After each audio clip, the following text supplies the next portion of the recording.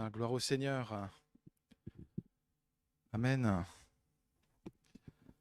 Alléluia. Le Seigneur est bon. Amen. On a entendu beaucoup de choses déjà ce matin, hein. Quand on fait le compte, il y a déjà beaucoup de choses qui nous ont été transmises. Alors, je vous encourage au passage à, pourquoi pas, réécouter aussi sur YouTube parce que ça permet justement de peut-être de bien, enfin de reméditer en tout cas ce qui est déjà transmis. Il y a beaucoup de bonnes choses qui nous ont été dites ce matin. Je ne vais pas revenir dessus parce que sinon je ne vais pas vraiment avoir le temps de vous partager ce que je voudrais vous partager. Je vous invite à aller dans l'Écriture avec moi dans Luc au chapitre 16. Luc chapitre 16.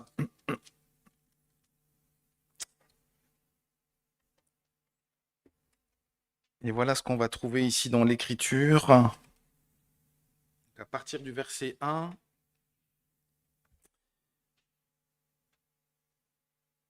jusqu'au verset 14.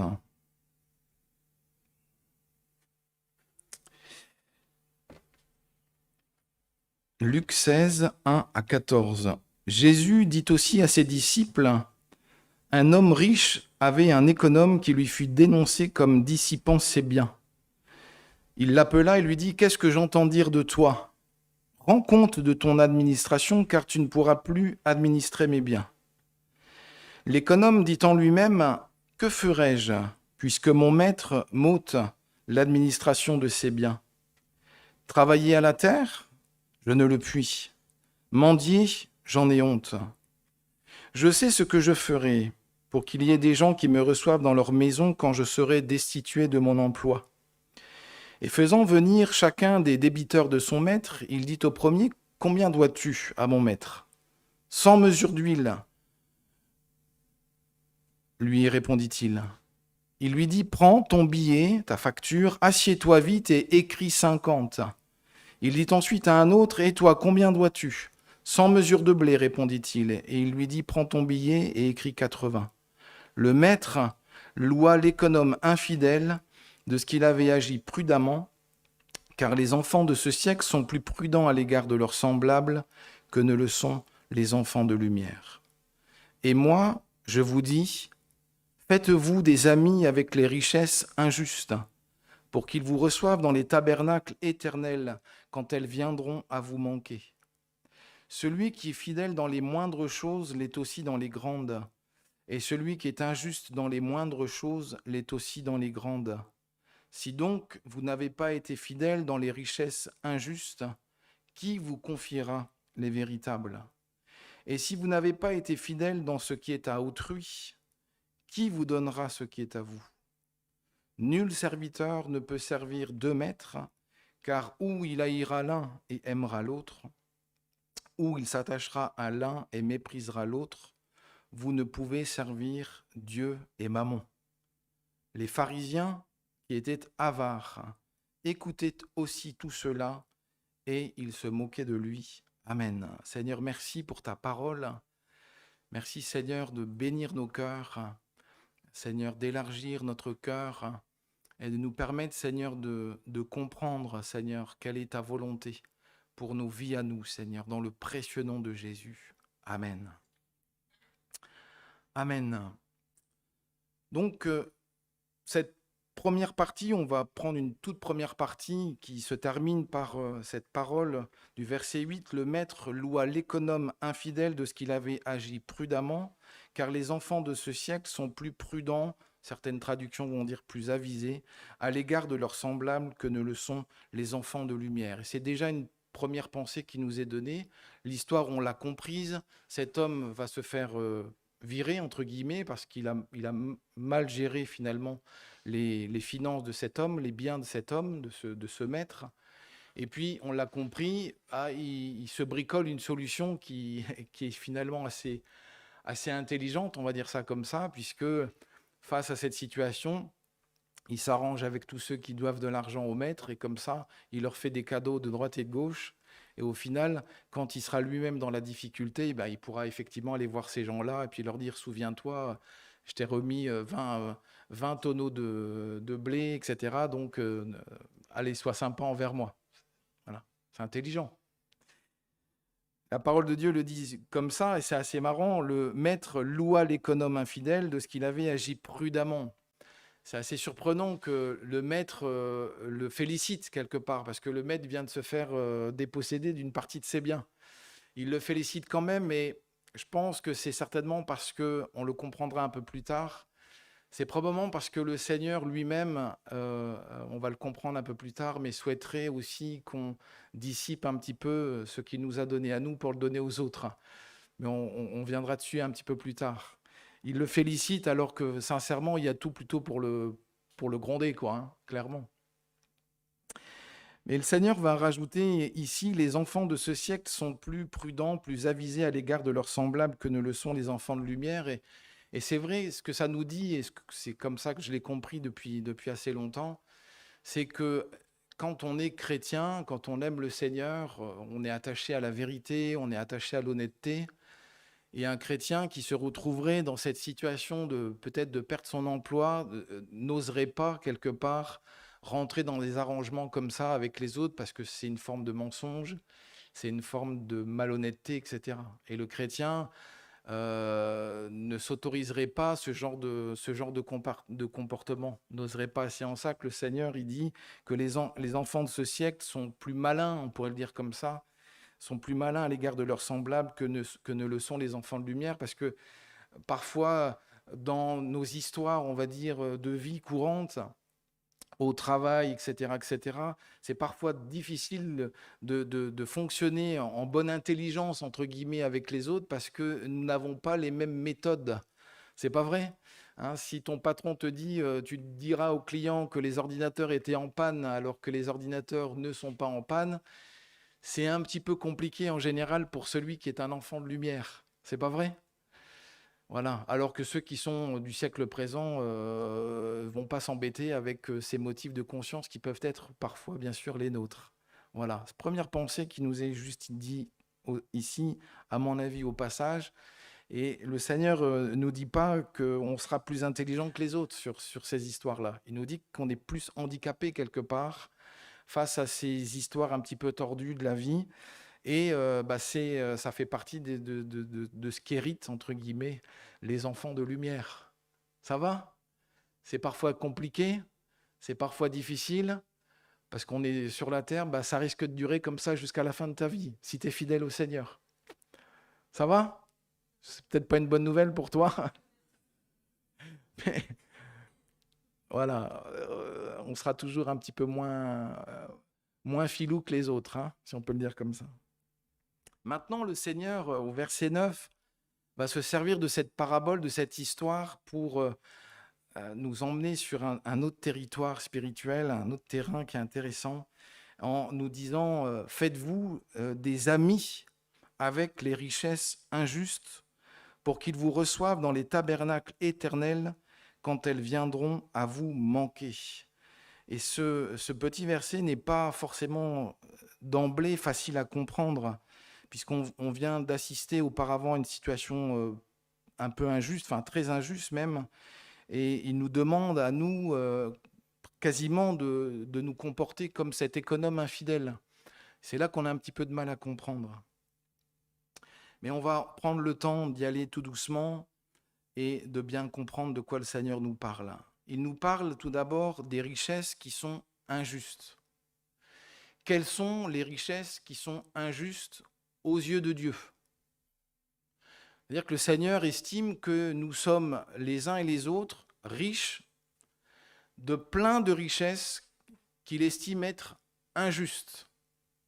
C'est-à-dire, en réalité, quand on lit bien cette histoire, on comprend que le maître de la vie, le maître de toute chose, c'est le Seigneur lui-même.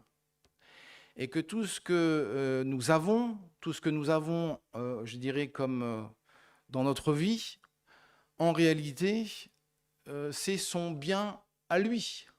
Ça lui appartient à lui et non pas à nous. En donnant cette parabole, il nous rappelle que nous sommes les uns et les autres tous des gestionnaires et non pas des propriétaires. Tu peux dire à ton voisin, nous sommes tous des locataires. Aux yeux du Seigneur, le propriétaire, c'est lui. Les gestionnaires, c'est nous. Et tout ce que nous avons, en conséquence, tout ce que nous pensons nous appartenir en propre, en réalité, sont des richesses qui sont à lui. Et c'est pour ça que ce sont des richesses qui sont, aux yeux du Seigneur, injustes. C'est pas à toi, c'est à moi, dit le Seigneur. Et ça va jusqu'à notre propre âme. Ton âme te sera redemandée. Ça veut dire que tu ne t'appartiens pas à toi-même. Bien sûr, tu disposes de ta vie pour en faire ce que tu veux, en tout cas aujourd'hui, mais toute cette vie-là, toute ton âme te sera redemandée. Retour au bercail. Reviens de là où tu as été envoyé. L'Esprit, nous dit la parole de Dieu, retourne à Dieu, en parlant d'une autre, qui l'a donné. Notre esprit retourne à Dieu qui l'a donné. Et quand on retourne à Dieu, eh bien Dieu nous dit, qu'as-tu fait de la vie que je t'ai prêtée? Cette vie n'est pas à toi. Cette vie est à moi, dit l'Éternel. Voyez un petit peu le poids que ça pèse?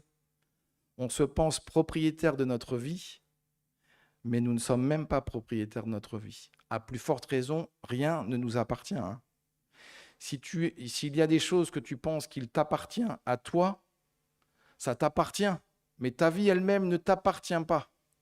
Donc tout ce que tu es, tout ce que tu as, n'est pas à toi. Il y en a qui vont pas être contents ce matin. Rentrant chez eux, qu'est-ce qu'on nous a raconté? J'ai bossé pendant des années pour avoir ce que j'ai. Je viens à l'église le dimanche matin, je fais l'effort de me lever, et j'entends quoi? Que c'est pas à moi. C'est quoi ce travail? C'est pas normal. C'est pas moi qui le dis. C'est la parole du Seigneur. Et donc, si on poursuit un petit peu ce texte-là, le Seigneur nous dit, faites-vous des amis avec les richesses injustes pour qu'ils vous reçoivent dans les tabernacles éternels. Donc là, on entre dans les choses du ciel, quand elles viendront à vous manquer. Quand est-ce, frères et sœurs, que les richesses injustes, ta santé, ton temps, ton cœur, ton âme, tes émotions, tes biens, tes compétences, quand est-ce que toutes ces choses viendront à te manquer?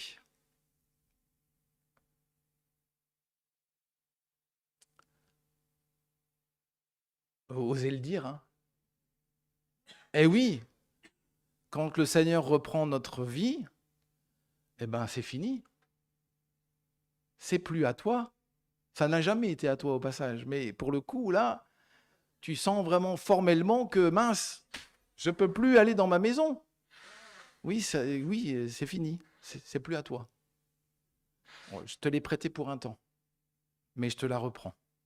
Souvenez-vous cette histoire de Job, très puissante, ce que Dieu dira à Satan concernant Job, j'en ai parlé un mercredi soir, tout ce qui est à lui, dira le Seigneur, je te le livre.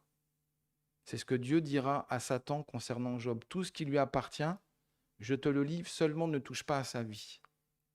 Et un peu plus tard, même la santé de Job sera livrée. Ça dit bien que tout ça, ça appartient à Dieu qui en dispose comme bon lui semble. Amen. Et aujourd'hui, si tu as des biens, si tu as, et sois béni pour cela, tout ce que tu as, eh ben, c'est un cadeau que le Seigneur te donne. Amen.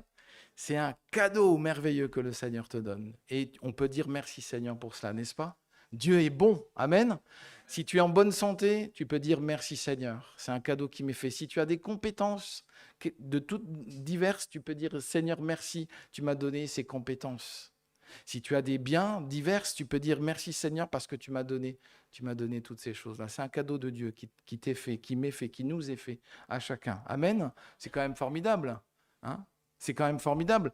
Il y en a qui vont dire, oui, mais c'est le fruit de mon travail. Mais qui te donne la force d'aller travailler? Qui te donne la respiration pour aller travailler? C'est le Seigneur.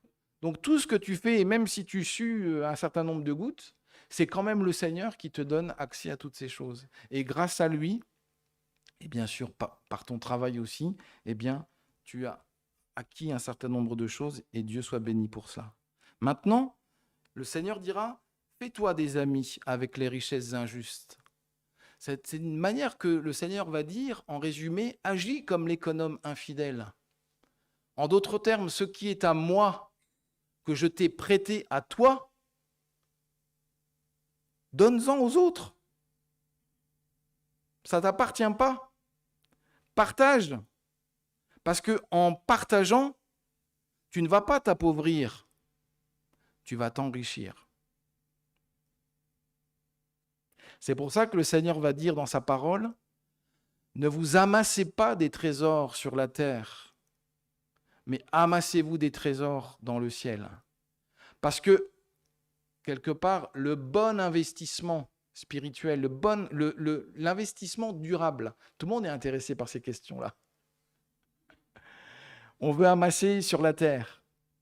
Si tu veux vraiment être riche, n'amasse pas, dissipe ton bien. Oh purée, il y en a qui vont dire il est fou le pasteur. Donne ce que tu as.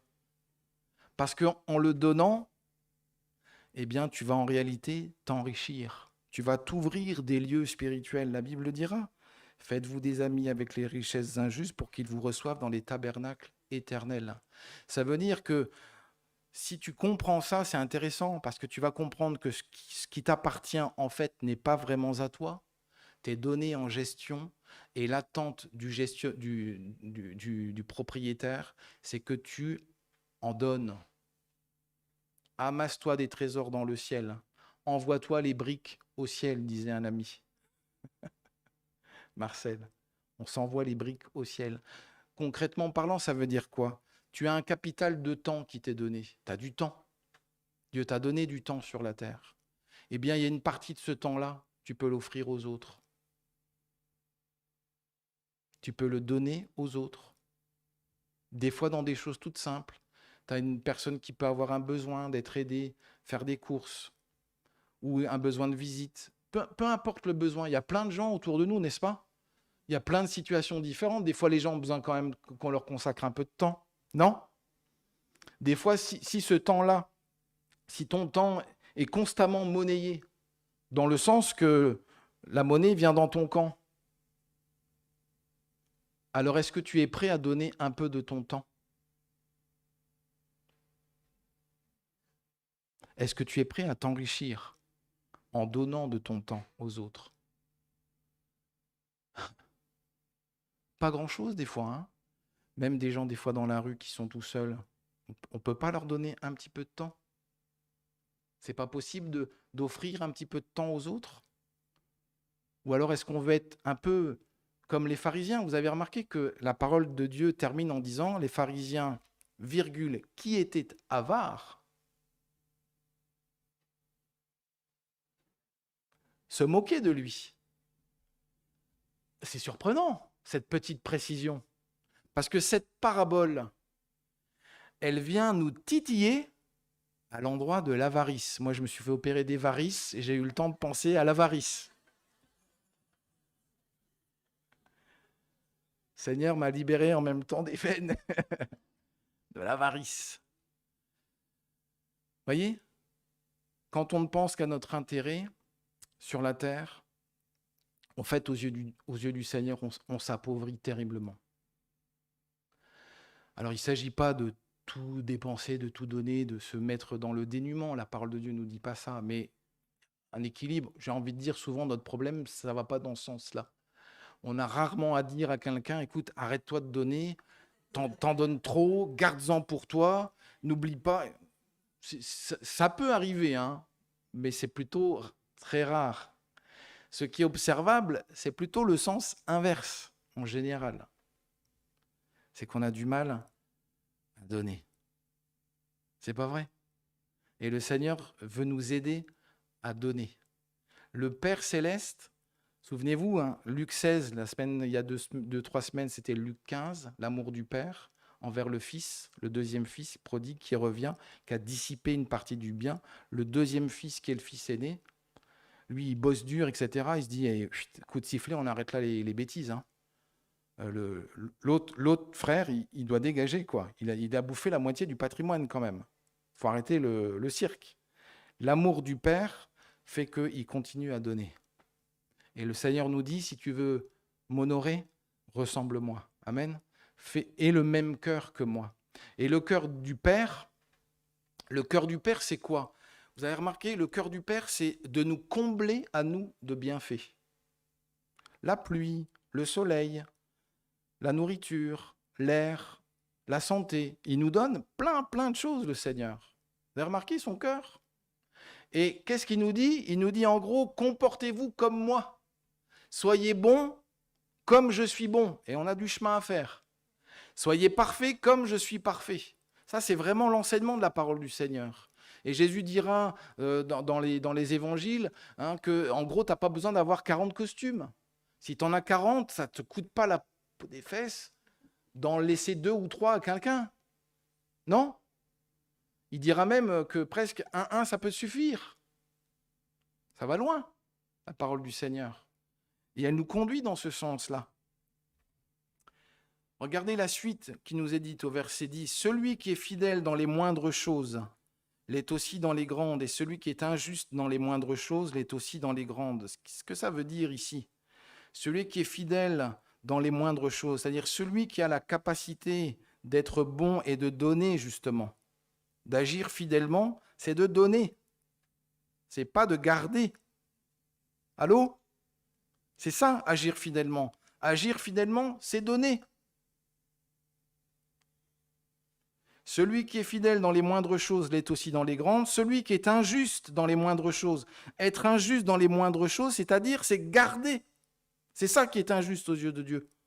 C'est que toi, tu en aies des millions et des millions, et que celui d'à côté crève la dalle. Ça, pour Dieu, c'est injuste.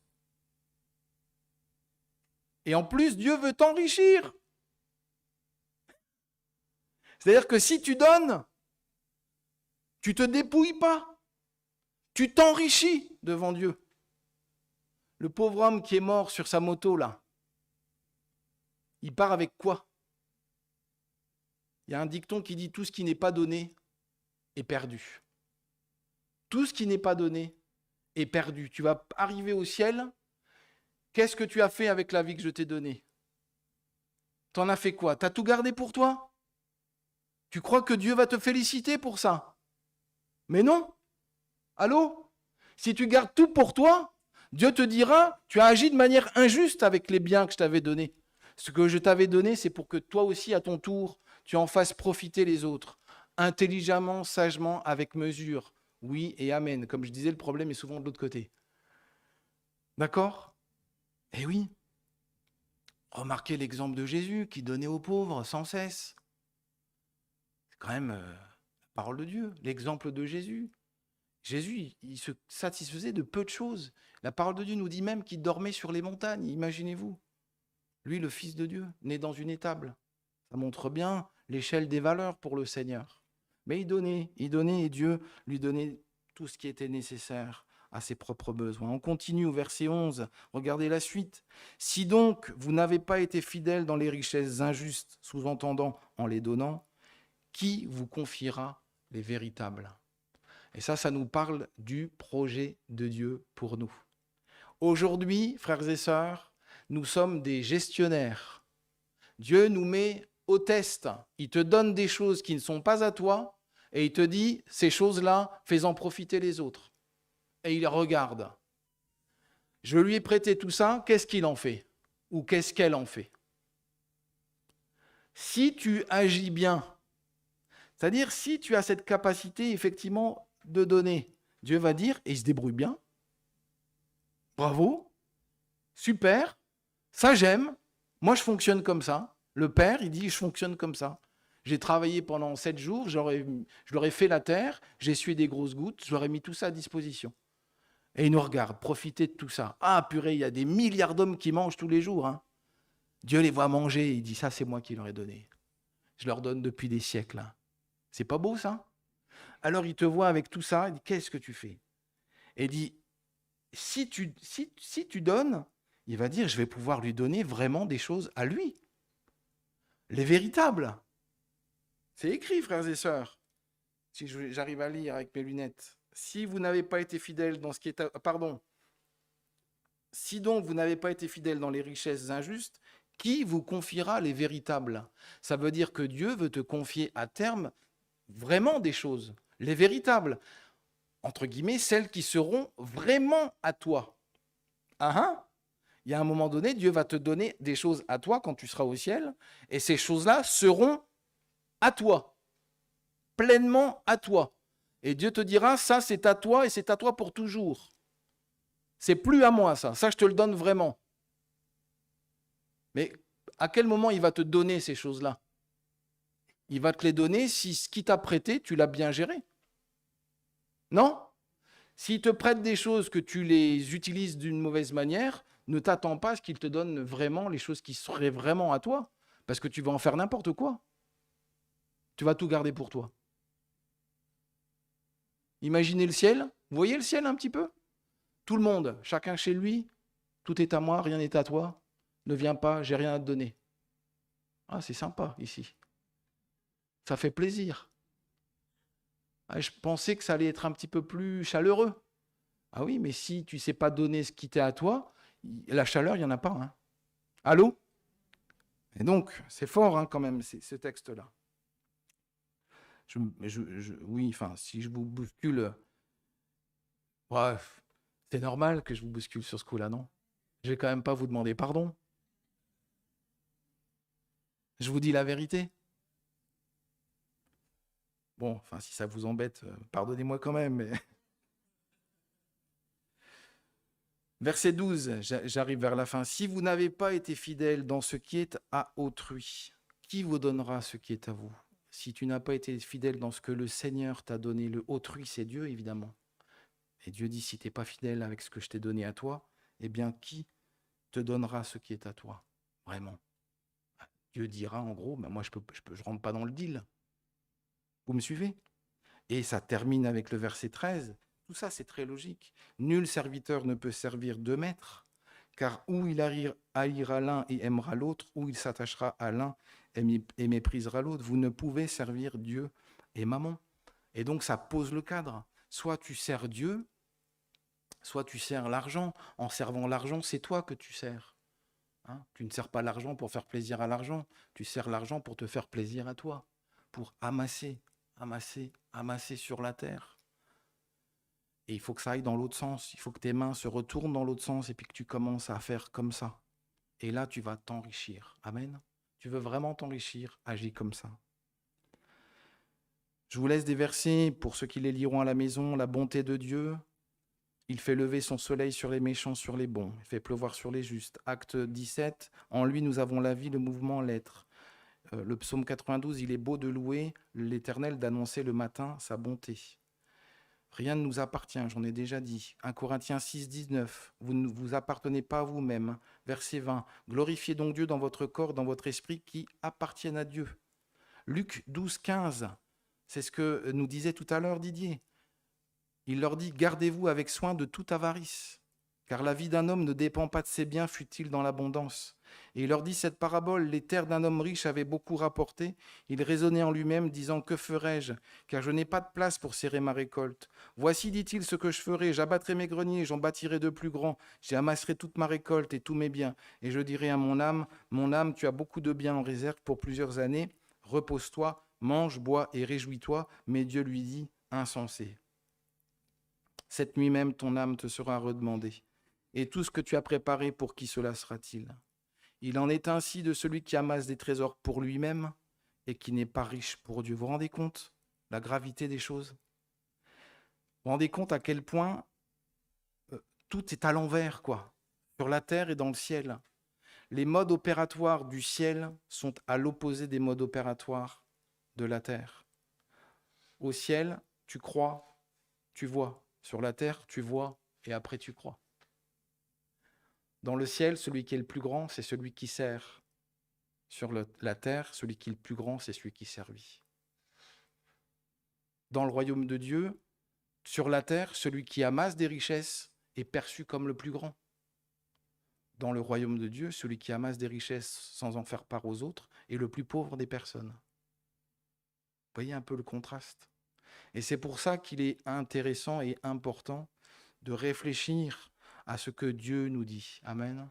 Pour que nous allions dans le sens de ce qu'il veut pour nous. Qu'on soit fidèles dans les richesses injustes en sachant et en apprenant à s'en libérer. Il faut s'en libérer avant même que tout nous soit retiré. Tu te rends compte? Tu peux mourir aujourd'hui, demain, avec un compte bancaire à 50 chiffres. Je te le souhaite, hein. Moi, je bénis ceux qui sont riches. Formidable. Tu peux mourir avec un compte en banque avec 50 chiffres. Si il ne s'est rien passé dans ce compte en banque pour que quelque part il y ait des petites choses qu'il y ait un petit peu autour pour les autres, purée, mais tu vas arriver au ciel. Qu'as-tu fait? Ça va être une situation délicate, non? On risque d'entendre le même mot insensé. Amen. Ça va, je vous embête pas trop? Hein, j'en vois Francis, il fait oh là là. Ah, je plaisante, Francis, je plaisante. Je plaisante. Voilà, on va terminer par la prière. Amen. Seigneur, merci pour ta parole. Tu nous invites à t'imiter, à être bon comme tu es bon. Et Seigneur, je reconnais, Seigneur, que j'ai du chemin à parcourir, Seigneur. J'ai du chemin moi-même, Seigneur. Et je te demande, Seigneur, de m'aider, de nous aider, Seigneur, à savoir aller dans le sens, Seigneur, d'une bonne gestion de tes biens. Seigneur, on a compris, Seigneur, à savoir en partager, en donner, Seigneur, en ton nom, autour de nous, sous toutes les formes que ce soit. La santé que nous avons, Seigneur, le travail que nous avons, le temps que nous avons, Seigneur, les moyens d'action qui sont les nôtres, enfin tout ce qui est à nous. Donne-nous, Seigneur, d'en faire profiter les autres, Seigneur. Quand on a une famille, une bonne famille heureuse, eh ben, ça ne nous coûte pas cher de faire du bien à des gens qui sont parfois sans famille, qui sont malheureux. Seigneur, donne-nous de vraiment partager ce que nous avons reçu de toi, afin que nous soyons considérés par toi comme de bons gestionnaires et qu'au temps voulu, Seigneur, tu puisses nous donner les richesses véritables, celles qui seront vraiment, Seigneur, à nous, celles que tu nous donneras vraiment de bon cœur, parce que tu nous auras trouvés fidèles. Aide-nous, Seigneur, dans ce sens, dans le précieux nom de Jésus. Amen. Amen. Gloire à Dieu. Comme quoi, quand on passe par une opération des varices, ça fait du travail à l'intérieur. Voilà, on va se lever, on va prendre un chant pour l'offrande. Vous n'êtes pas obligé de donner plus qu'avant.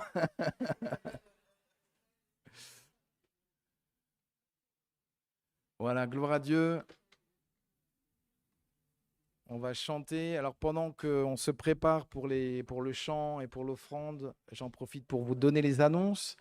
Donc bien sûr, dimanche prochain, on a le culte. Le mercredi à 18h30, c'est la prière.